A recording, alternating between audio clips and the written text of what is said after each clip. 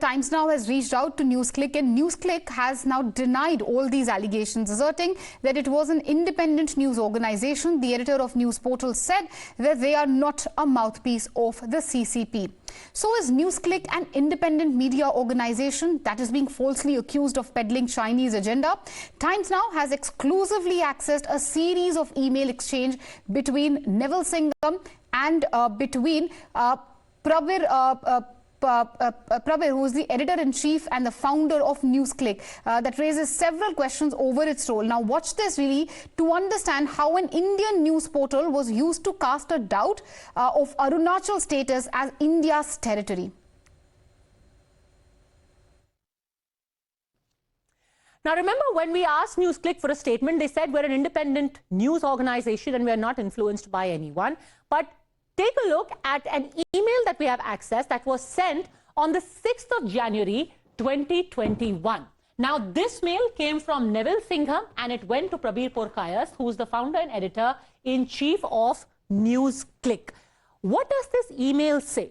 It pertains to Arunachal Pradesh. Basically, it pertains to all those areas that China tries to claim as its own, which is why first it says, on the HD map, we changed Taiwan and Hong Kong colors, caps reduction of Taipei to be provincial capital, not country capital. I think we missed the dotted line between India and China to the left, east of Bhutan. What is this dotted line they are talking about?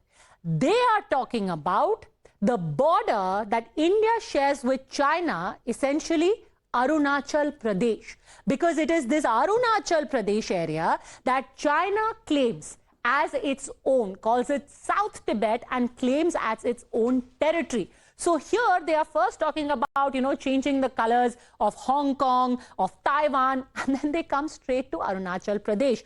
Then they go on to say, clearly, China and India will have to have two maps inside their countries.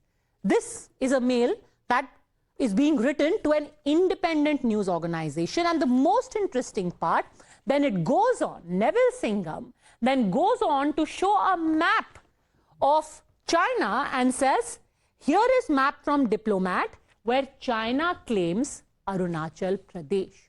So was there an attempt to try and use an Indian news portal to cast a doubt about India's own position vis-a-vis Arunachal Pradesh and question the position of Arunachal Pradesh as Indian territory? Now, here is another email sent in 2020 that proves how Prabir Purkayastha was doing the bidding of China. Even as it was drawing flack for being the epicenter of COVID, here are the details of whitewashing attempts coordinated by China-based US businessman Singham.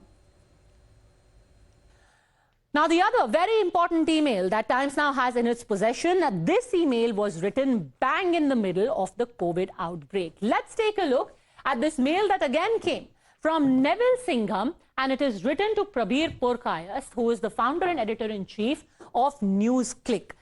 It says that 3 articles series on China and its handling of the virus. That is the subject of this mail. That 3 articles have to be written for China's handling of COVID. Now, how do they want these articles to be written? Please meet international friends who work together on creating information for the people. By the way, this is Prabir Purkayastha being introduced by Neville Singham to somebody called Zoo. Who is this Zoo? This Zoo, by the way, is somebody who has worked earlier for China Daily. China Daily, for those who don't know, is the newspaper owned by the Communist Party of China. So pretty much it's the propaganda arm of the Communist Party of China. So somebody who worked earlier for the CCP's mouthpiece is being introduced to an Indian independent journalist. What do they want to write about China's handling of COVID? They say the second article is going to discuss how China learned quickly when handling the crisis. It doesn't end there. It then goes on to say, when talking about China's handling of COVID, can we have timeline of number of tests, people who tested positive?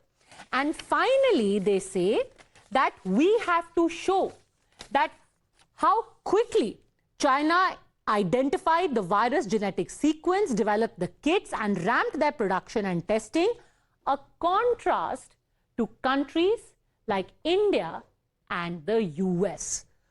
What is this email saying? Let's make it very simple. They are saying that we need to write 3 articles about how China handled the COVID crisis. The world today acknowledges that China, in fact, was responsible for the outbreak.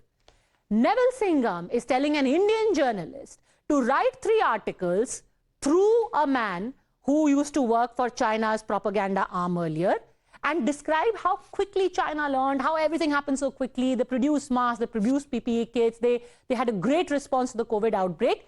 And so great was the response that as contrasted to countries like India and the United States, it was stellar.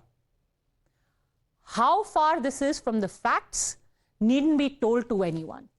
The question that needs to be asked, though, why would an Indian journalist, on the nudging of an American funder sympathetic to and funded by the Chinese government, want to run down India's handling of the COVID crisis and show China in a good light? And we're also bringing you yet another explosive news break that blows the lid of a treacherous plot. We will tell you how the left leaders were not only failing or rather falling for the Chinese propaganda, but also gave China a clean chit for the 2020 betrayal. Viewers, 6 months after the Chinese Galwan provocation, Prakash Karat, CPIM leader and former General Secretary of the party, was more worried about the anti-China sentiment spreading across India. In an email to Neville Singham on January 1st, 2021, Karat remarked on the detailed coverage of the CPIM by the Chinese news website, that is Guansha. He appreciated the coverage, especially considering the anti-China fervor that had been stirred up in the media since what he termed as the border incident. It is also worth noting that despite the loss of 20 brave soldiers in Galwan skirmish, Karat's email demonstrates his empathy for China. He further mentions that Indian government's restriction on Chinese investments and imports will significantly impact and ultimately end up harming India more. In fact, Neville Singham also shared the article published by the Chinese website on CPIM with Prakash Karat.